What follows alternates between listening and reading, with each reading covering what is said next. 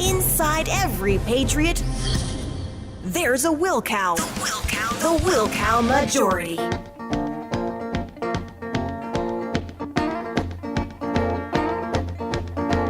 All right, phone lines, 1-866-95-PATRIOT, 957-2874. We know now that we need rock-solid conservatives in the United States Senate. That the body has become largely useless, especially under Mitch McConnell's leadership. And if we don't get real conservatives in there to join Ted Cruz and Rand Paul and Mike Lee and Tom Cotton, and on many issues, Marco Rubio, not all, Tim Scott, we're just going to get more of the same. Joining me on the program is someone I've been interviewing for years as he's run for the Senate, Chris McDaniel. How you doing? Hey, Andrew, man, it's great. How are you? Okay, fine. All right, so here we are. Explain the primary, the Mississippi primary that you're in now, because how does this all work? Do you have Democrats in the? What is going on here? Yeah, it's very unusual. You might recall we ran 4 years ago, and Senator Cochran prevailed by some shenanigans, and then later, as we all anticipated, he stepped down. And he did that so the establishment could hand-select their next U.S. Senator here in Mississippi. Well, what happens, that creates a special election. And it's akin to what's called a jungle primary over in Louisiana. That is, all the candidates jump into one big primary. There are no party affiliations, no designations, just 4 people in a primary, and the top 2 advance to a 3-week runoff and right after November the 6th. So it's a very unusual posture, but we love our chances. Okay. All right. Now I feel almost intoxicated by this. So we're not having Republican and Democrat primaries and then a general election. Everybody's in the same bunch here. That's right. That's what makes it strange. And I'll tell you something else strange about the race, Andrew. I'm the only lifetime Republican in the entire race. There are 4 candidates there, and all 3 others are either have been lifetime Democrats, with the exception of the new appointment, which just switched parties just a few years ago. So, we're all in one big jungle primary. So are the establishment Republicans saying, well, we got to protect the seat, and Hyde Smith is the incumbent, and we don't really want? Is that what they're saying? Yes, sir. It's always the same argument. You've seen this 1,000 times. They take a lifetime Democrat, who, by the way, voted for Hillary Clinton. That's something else that came out. She voted for Hillary Clinton, lifetime Democrat. They put her in the seat because Mitch McConnell knows he can control her. And that's what this is about. Mitch McConnell is back in Mississippi playing the same old games. The Chamber of Commerce is here spending all kinds of money trying to prop up their appointment. But the people in Mississippi need to have their say in this. I'm tired of the establishment anointing the next U.S. Senator from Mississippi. The people need to speak up on this, and that's what's happening. All right, so tell me about the endorsement by Ron Paul. That's if you want to bring that libertarian wing, that libertarian voter into, to the polls for Republicans, that's the way to do it. Yeah, absolutely. Ron Paul is a champion of civil liberties. He's been a champion of smaller, limited government. And, the guy is such a kind person, and I've known him for a few years now, and he is so principled on so many issues, and I'm very, very honored to have his endorsement. So how did this happen? Did he reach out to you? Did you reach out to him? What happened? That's a great question. I got up this morning. I saw the news release. I think it was outstanding. I think that he must have reached out. But whichever way it happened, I'm pleased. I think we love the idea that consistent philosophical conservatives with the liberty leanings are jumping on board this campaign. And, people may disagree with Ron Paul on 1 or 2 issues here or there, but no one could ever say that he's not a champion of civil liberties or that he's not a champion for limited government. So, man, I'm very excited to have his support. Well, it's funny is that I've always said that I would rather live in Ron Paul's world than the world of any of these establishment Republicans. I mean, and what was done to him by John Boehner in 2016, was it 2012 or 2016, where they just eliminated his delegates? I think it was 2012. Was just wrong. I mean, it was just wrong that they didn't want to hear from the Ron Paul delegates. I mean, the establishment has done everything in its power after running to the arms of the Tea Party and asking for conservatives and libertarians for their vote. They've shunned libertarians largely from the party. And that's wrong. Libertarians, I believe, are the future. Libertarian conservatives are the future of the Republican Party. Well, Reagan even mentioned that. He basically said that inside every conservative is a libertarian. And what that really means essentially is we all favor smaller government and more liberty for individual decisions. And, it's funny, Andrew, you think about Ron Paul, he was ostracized and criticized by the establishment in our party, but it really does tell you where they stand on the issues. They have no intention of limiting the size and scope of government. They have no intention of reducing the reach of the federal government. So Ron Paul stands up, he talks about these issues, and he's immediately ridiculed, and that's not fair. I think these libertarians have something to add to our party and a lot to add to the discussion. So I'm very excited about it. What's amazing is, and I say on this program, and I know it sounds radical to some people, and looking at the way the Democrats are pulling these stall tactics with the nomination of Brett Kavanaugh, the people that worried that Trump was going to get in there and be some progressive wolf in sheep's clothing, it turned out to be the opposite. He has been appointing conservatives, not just to the Supreme Court, but all of the other federal courts. He has delivered on so many bedrock conservative issues that to listen to the people, to think back then, some of these people who themselves are the rhinos in the establishment were so opposed to this president. It is laughable looking back at it when we have, we're looking at these nominations. But right now, Paul Ryan and Mitch McConnell could be taking a sledgehammer to the Democrat agenda, and they're refusing.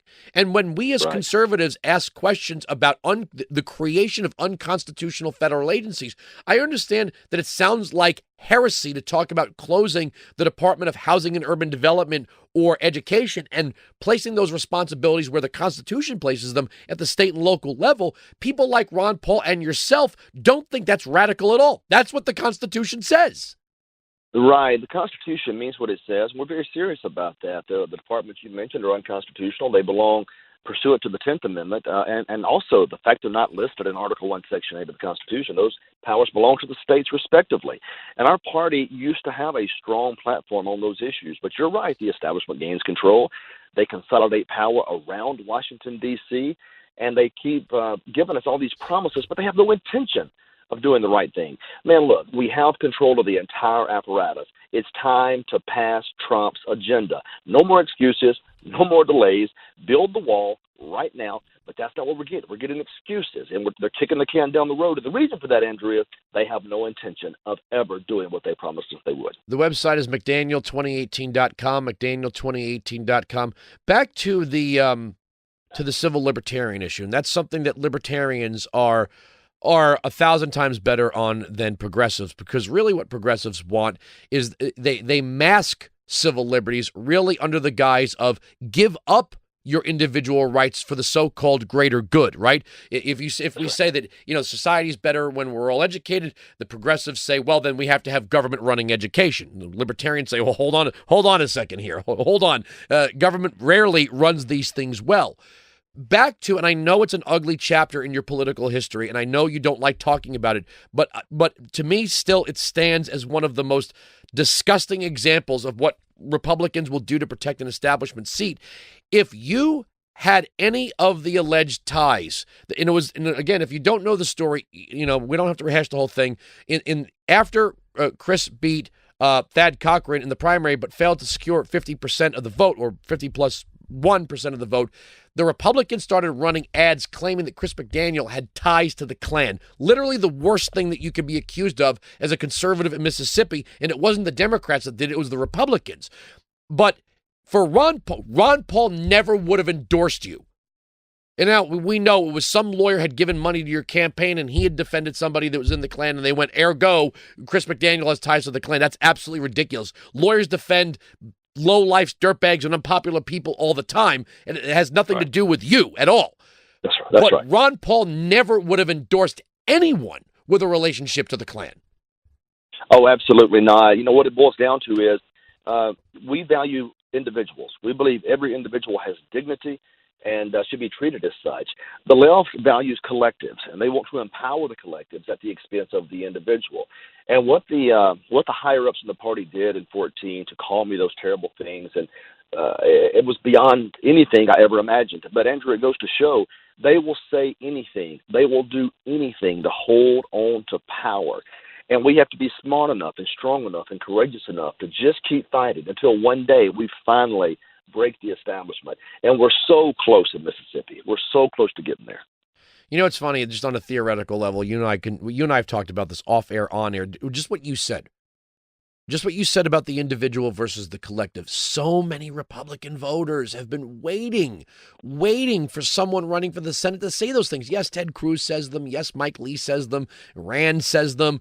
Tom Cotton says it. But we need more people to say it. What you just said is what is inspirational to so many young progressives, not progressives, libertarians, conservatarians, constitutionalists. But what we're talking about here, when we look at these two parties, the Republican Party does not distinguish itself so greatly from the Democrats anymore. That are we a nation that squashes individuality in the name of the collective, or do we believe that we are individuals with our own rights, our own freedoms, our own powers to choose our path in life, to make our life what we want it to be, or do we constantly give this up for some greater good, which, by the way, the people ordering us to do this never give up anything themselves? Oh, that's beautiful. You're exactly right. Instead, they use coercion and they use force and they threaten. Look, America was built on an idea, and the idea is the maximum and individual liberty. That you can't have that when you empower government. By definition, as government expands, individual liberty contracts. I want to see that trend reversed. I want to see individuals being empowered. I want to see them rise. I want to see them be the center of every policy decision, not the collective, and that's the fight for this generation. See, that's what we need in the Senate. All right, the website again is McDaniel2018.com. This is what we need in the Senate. People who believe in the Constitution, people that believe. And you know what's funny? I've talked about this with Mike Lee. Just because you're not, personally, let's say, in favor of same-sex marriage, doesn't mean you want the government to block same-sex marriage. All of these social wedge issues go away if you just look at the Constitution and the role it plays in our lives, which is very limited, and say, look, I don't have to love what you do in the privacy of your bedroom, but I don't want the government stopping you from doing it, because that's what liberty is. I have the right to say I'm not a fan, and you have the right to go on living your life. And that's what libertarians bring to conservatism, is like, look, you don't have to endorse every single action of every single person around you, but if we just agree to keep the government out of our lives, we all live the individual life we wish to live. Yes, sir. Absolutely. I think it was once phrased, I don't want the government in my bedroom or my pocketbook. And just give us liberty and freedom again, and you'll be surprised at what free people can accomplish if they're allowed to just be creative and energetic. And that's how this country was built. And if we get back to that, we'll rebuild it. I'm looking forward to it. All right. Chris McDaniel, you know we love having you on the program. We'll have you back on shortly because this is the kind of philosophical discussion I love to have with people who are running for these offices. We need people who think like you in the Senate. Thanks for joining us. Thank you, Andrew. I appreciate it. No problem. See how that works? When you have people who believe in the maximum absence of coercion, who believe in the proper role of the federal government and the proper role of the state and local government. Democrats and progressives have told us if we don't buy into their constant top-down agenda, we don't want anything accomplished. No, we do. We just want it done locally. Housing urban development. Housing and urban development is a state and local power. Third hour next. We're right there wrong. It's the end of the story. The arguments on this radio program cannot be broken. SiriusXM Patriot.